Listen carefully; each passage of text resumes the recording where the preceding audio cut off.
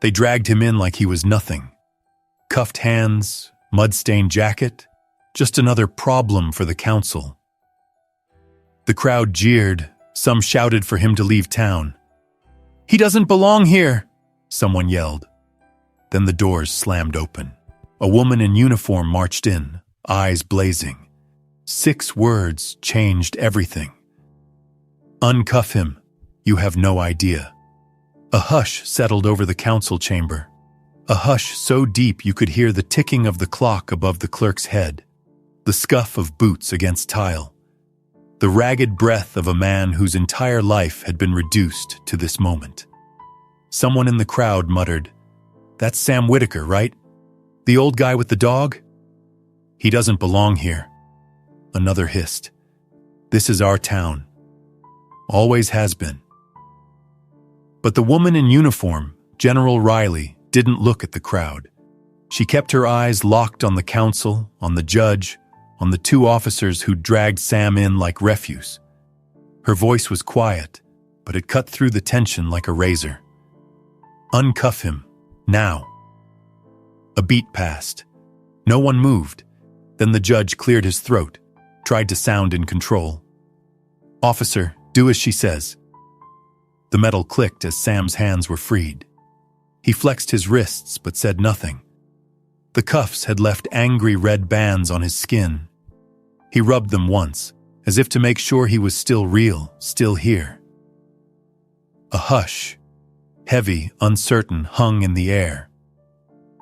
General Riley leaned close enough for only Sam to hear. "You okay?" His eyes, gray and deep as rain clouds, flicked toward her. "Doesn't matter. I'm here now."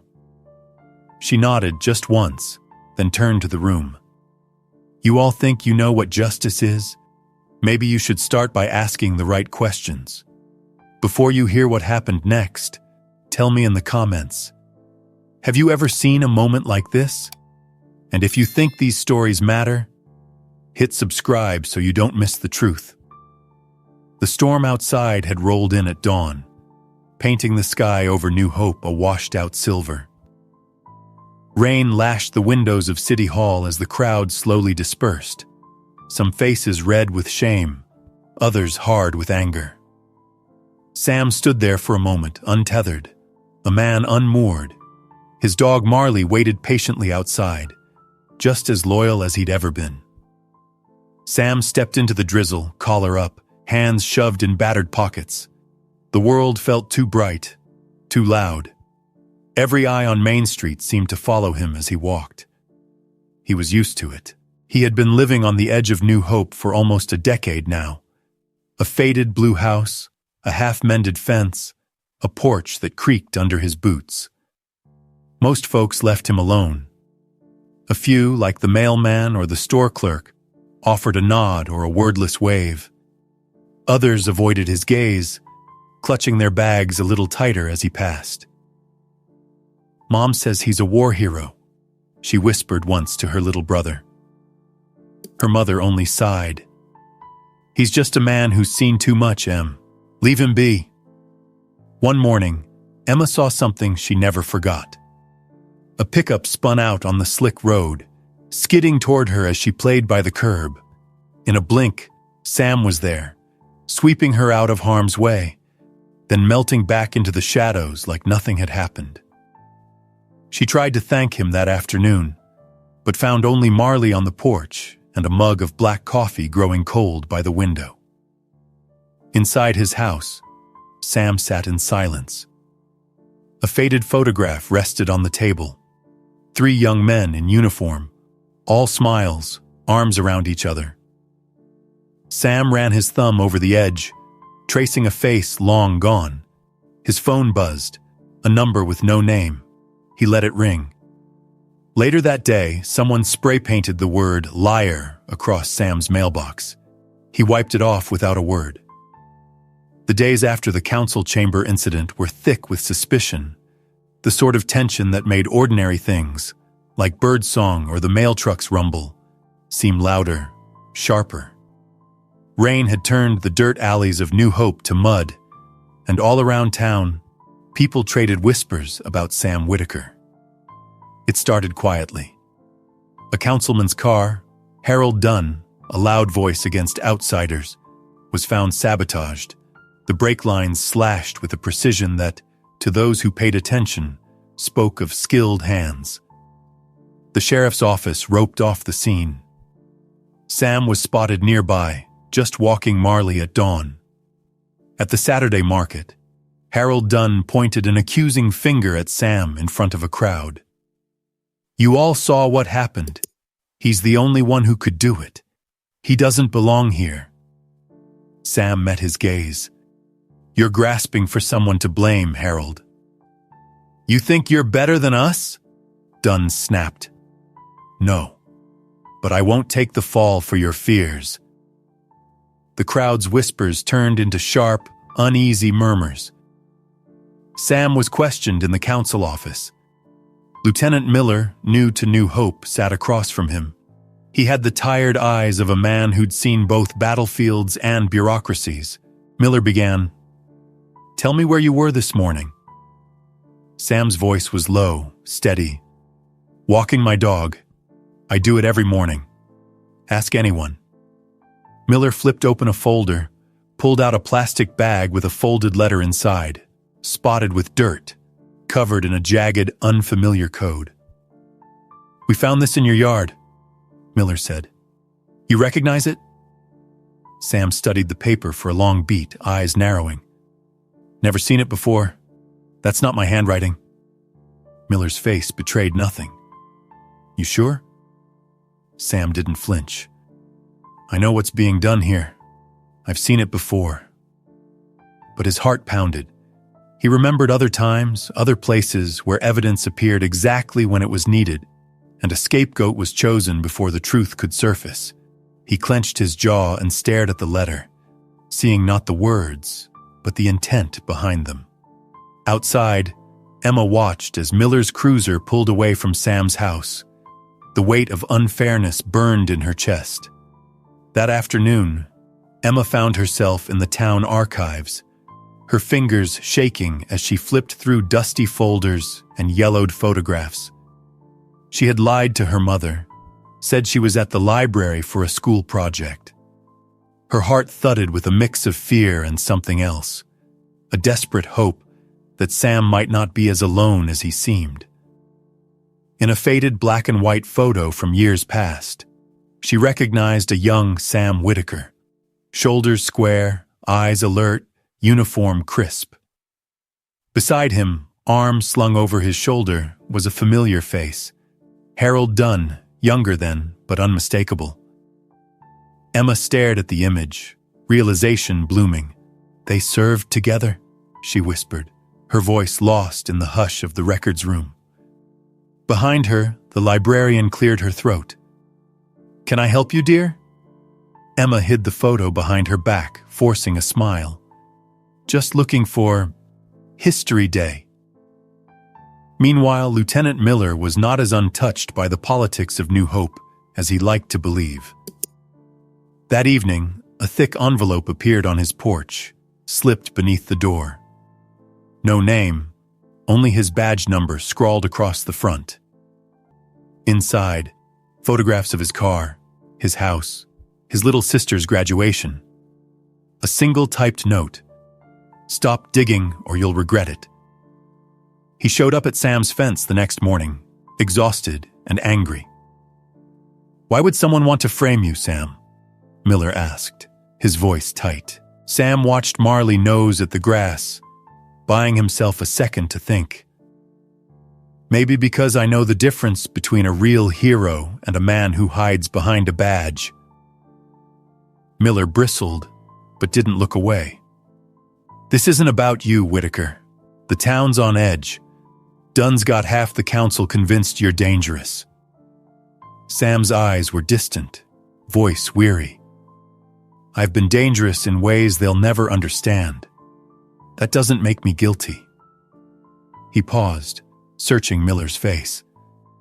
"Be careful, Lieutenant. The first sign of a setup is when the evidence fits too well." Miller hesitated, the threat in his own mailbox still fresh in his mind. "I'll try." As suspicion thickened, Emma's friends at school started whispering behind her back. Someone taped a note to her locker. Traitor's pet. She ripped it down, jaw set, refusing to cry. That night, she slipped through Sam's gate, found him working under a dim lamp in the garage, hands black with oil. "Sam," she said, voice trembling. "I know about you and Dunn. You were friends once, weren't you?" Sam barely looked up. "Long time ago." "Why is he doing this?" He wiped his hands, meeting her gaze. "Some men forget what matters after the war. Some men never knew." She handed him the photograph, and for a moment, his eyes softened. "We both lost things overseas. I lost my team. He lost himself." Emma's throat tightened. "I want to help." Sam's shoulders slumped. "You're just a kid, Em. This isn't your fight." "But you saved me," she whispered, her fists clenched. "You didn't have to." He let out a long, tired sigh. "People like me, we keep our heads down, so the world keeps spinning. It's not about medals or parades. It's about doing what's right, even when no one's watching." The next day, Miller intercepted Emma outside school. "Stay out of this," he warned. "It's not safe." But Emma was undeterred. That evening, she studied the coded letter, poring over symbols and numbers. Hours passed. When her mother knocked, she hid her notes under her pillow. Suddenly, something clicked. An old trick Sam had shown her once, substituting letters for ranks and unit numbers. The code unraveled. Strike set for council Friday. Emma's heart hammered. She realized the real criminal was planning another attack, one that could hurt even more people.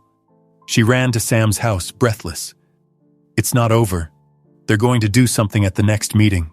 We have to stop it." Sam stood, shoulders squared for the first time in weeks. "We won't let them." Miller pulled up outside, headlights slicing the darkness. "You two ready to break some rules?" he called. Emma looked between them, fear and hope warring in her eyes. "Just promise me you'll be careful." Sam glanced down at her, a faint smile breaking through. "That's never been my strong suit." Miller loaded his sidearm. "Let's do this." As they moved into the night, three unlikely allies, rain began to fall again, washing the dust from the streets, carrying secrets down the gutters toward dawn. The night of the council meeting felt different. Even the air outside City Hall was taut, thick with the scent of summer rain, sweat, and the tension of too many secrets packed into one small building. The lights inside burned harsh and bright, bouncing off the linoleum floor, shining in the eyes of a crowd that had come to see a reckoning. Sam Whitaker was led in through the back, his wrists bound, a hush following him as if his very presence stole the words from people's mouths. Emma was already seated in the second row, fists clenched tight in her lap. Lieutenant Miller stood by the doors, his gaze scanning the crowd for threats, every muscle coiled. Harold Dunn sat at the head of the council table, gavel in hand, voice ringing too loud as he called the meeting to order. "Let's keep things civil tonight. We're here to discuss the case of Samuel Whitaker, accused of endangering this community." A murmur ran through the crowd. Outside, thunder rolled. Dunn fixed his eyes on Sam. "You've been nothing but trouble since you showed up. Old habits die hard, don't they?" Sam lifted his chin. "You don't know anything about my habits." A few in the crowd muttered assent. Others glared, years of fear and rumor thick in their eyes. Miller, tense, leaned over to Emma and whispered, "You ready?" She nodded, her voice shaking. "We can't let them do this." Dunn slammed his gavel. "Enough. The evidence is clear. Sabotage, violence, and now..." His words caught as a strange, acrid smell drifted through the hall. "What's that?" Suddenly, shouts erupted near the council doors. Smoke billowed out from beneath the chairs. Panic spread. Someone screamed, and chaos unfurled like wildfire. Emma jumped to her feet. "It's a fire! Somebody help!" Miller drew his sidearm, barked orders. "Everyone, stay calm! Get to the exits!" But the crowd surged, blocking the aisles. Sam's eyes darted. He saw the source, a canister rolling beneath the stage, flames licking the curtains. Without thinking, he yanked at his cuffs, felt the old pain flare in his shoulder as the metal bit into his wrists. Miller noticed, rushed over. "Miller!" Sam shouted over the noise. "You trust me?" Miller's answer was in his eyes, a hard, desperate nod. He fumbled for the key and unlocked Sam's cuffs. Sam was free. For a split second, everything slowed. The smoke, the cries, the wild stampede toward the door. Then he was moving, pushing through the crowd, grabbing a fire extinguisher off the wall. He found Emma in the swirl of people, grabbed her hand, and pulled her clear just as a burning beam crashed down where she'd been sitting. "Sam!" she gasped, coughing, eyes streaming with smoke. "Stay close, don't let go," he said, voice steady. Sam shoved his way through the crush, forcing open a window, ushering people out. Old Mrs. Dorsey, the frightened clerk, even Harold Dunn's own son. Each time he risked a piece of himself, lungs burning, eyes stinging, knees threatening to buckle. Miller reappeared, pulling Dunn by the collar. Dunn fought him, shouting, "Let go! You're making a mistake!" Miller's reply was ice. "I know exactly who the mistake is." Just then, another figure appeared at the doors. General Riley, face carved from stone, uniform gleaming, a dossier clutched in her hand, strode into the smoke and chaos as if she belonged there. Her voice cut through the noise. "Everyone out! This building is not safe!" She found Sam, handed him a wet cloth for Emma's face. "You good?" she asked. He nodded, barely able to speak, but gratitude flickered in his eyes. With one last push, the last townsfolk were through the windows and doors. The sirens of the volunteer fire department howled in the distance. Outside, coughing and soot-streaked, Sam leaned against the wall, head bowed. Emma, shaken but safe, gripped his arm. The crowd gathered, breathless. General Riley stepped forward, raising her voice so all could hear.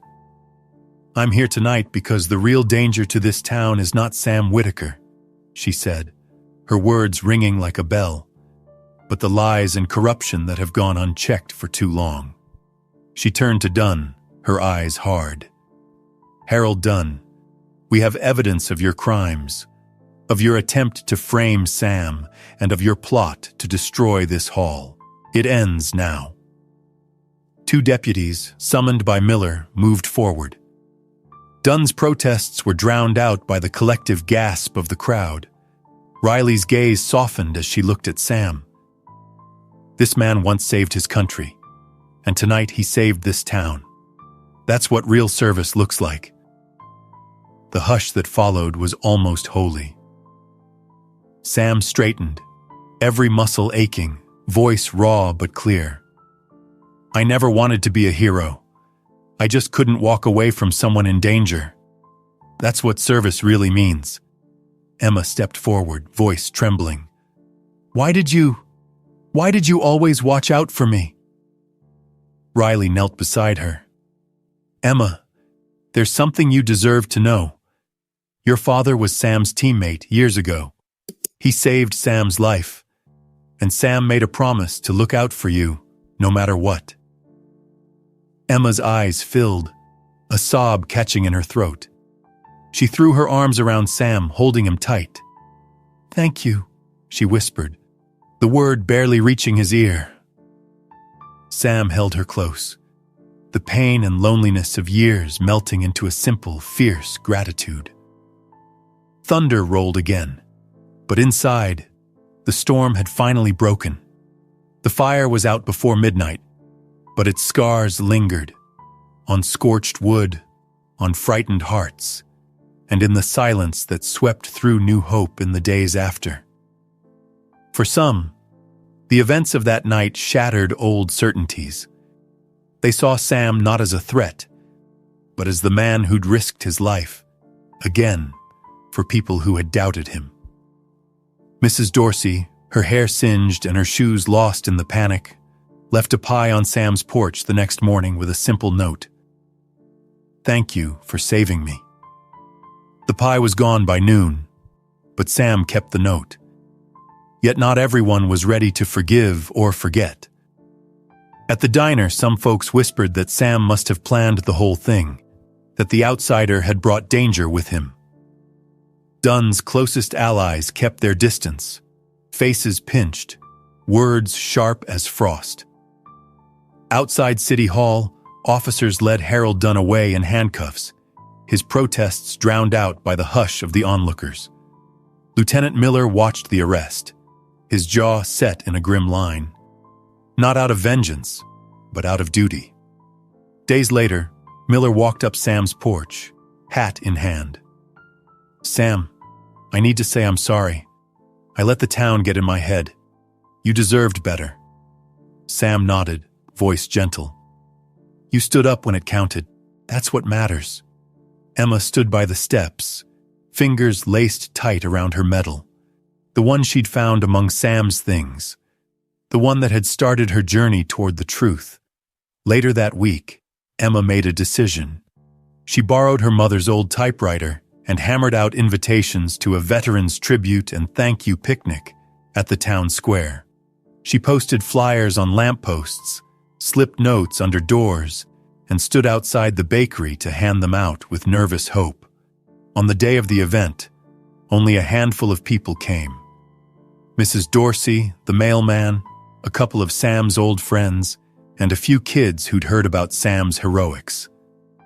Most of the town kept their curtains drawn, unwilling to let go of suspicion or pride.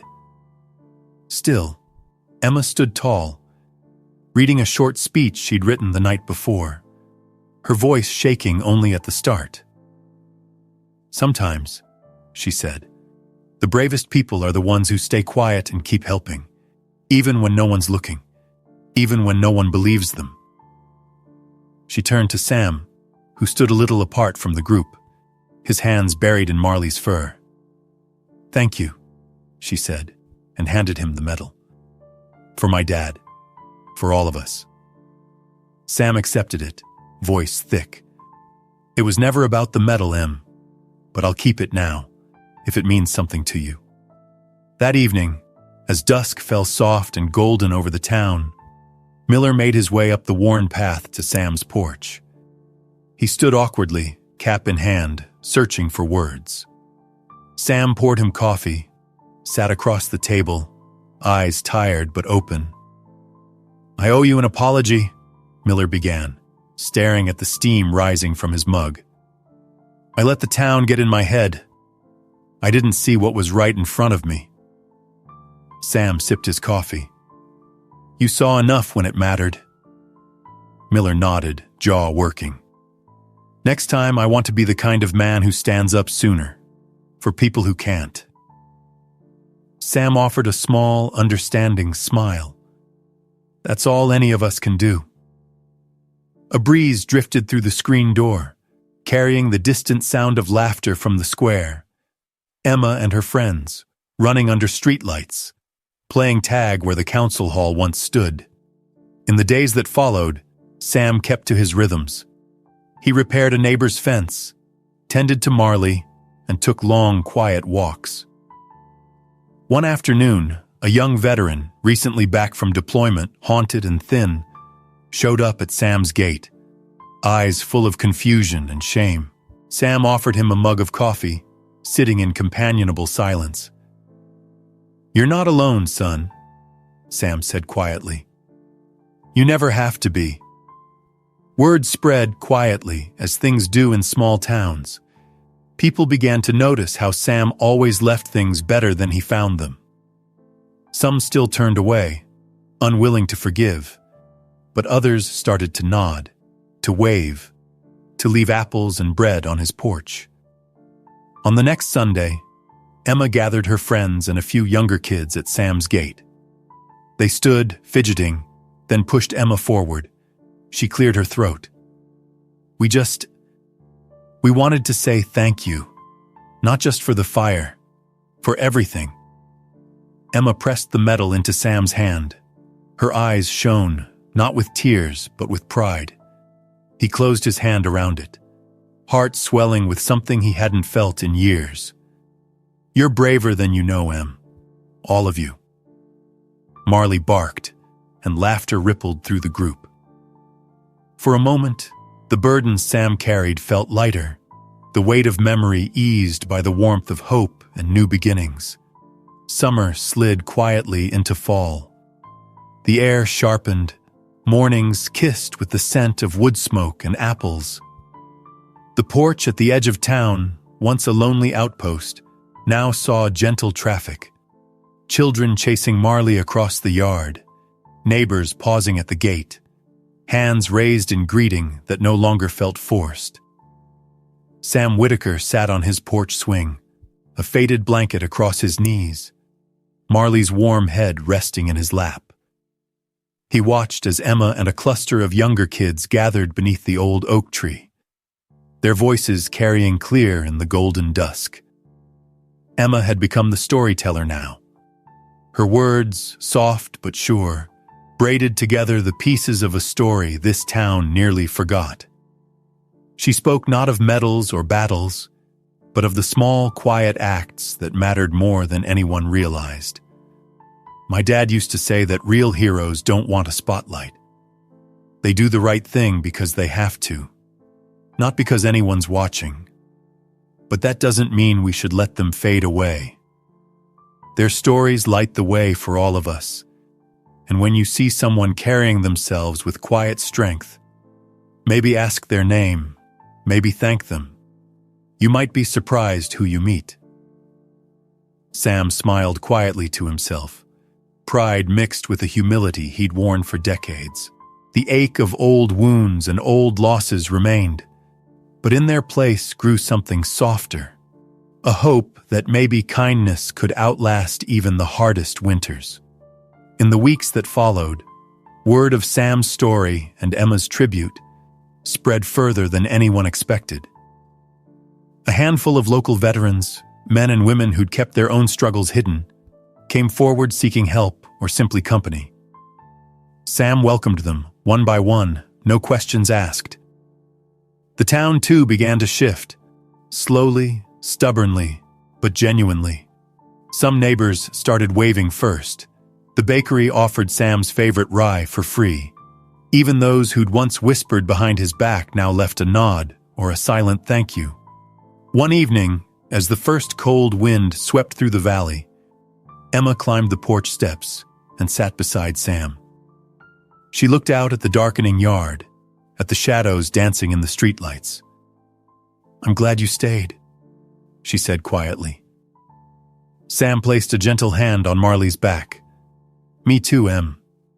Turns out the world can surprise you, even when you're old." She smiled, then turned, her words meant for Sam, but her eyes on the future. "If you know a quiet hero, someone who helps, who carries on without asking for praise, share their story. Like, comment, and subscribe to help us honor those who serve in silence. Because every act of quiet strength makes our world a little brighter. Don't look past it. You might be standing next to someone who made the world safer for all of us. And you'd never know." Sam leaned back, eyes half closed as Marley pressed closer, and the night hummed with a peace that only comes when burdens are shared, and wounds, at last, begin to heal.